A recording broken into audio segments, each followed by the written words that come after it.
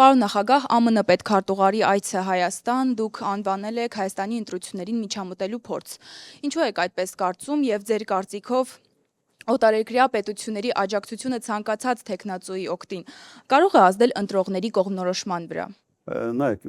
ես ոչ թե որակել եմ այդպես, ինձ հարցրել են, կարող է սա դիտվել որպես միջամտություն, ես ասել եմ այո։ Իմ որակելու նախաձեռնությունը իմը չէր, բայց իհարկե նման իրավիճակներում մի քանի օր մնացած միջև ընտրությունները, ցենց հրատապ այց չհայտարարված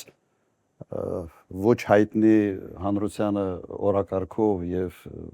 ցենց նպատակով, իհարկե այդպիսի մտահոգությունների տեղիք տալիս է։ Սա կա։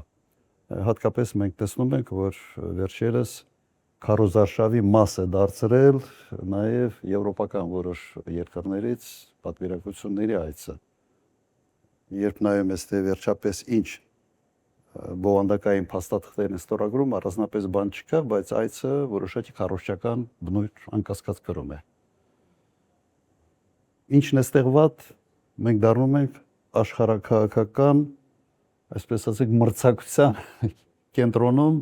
ինչը լավ տեղ չի բերելու Հայաստանի համար։ Կարող է ցանկացած պետության աջակցություն ինչ-որ տեխնացուի դիտվել որպես ընտրողներին, այսպես ասած,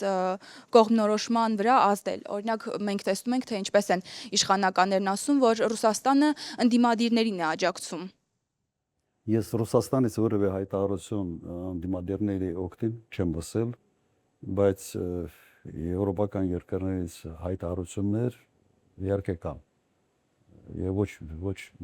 մեկ հայտարարություն է, այլ ուղղակի սա արդեն ոչ է։ Նայեք, երևի 10-15 տարի առաջ դա կհամարվեր վատ դրսևորում, այսպես ասենք, բայց հիմա ամեն ինչ խառնվել է եւ տվյալ դեպքում պետք է հանգիստ նայել այս ամենին։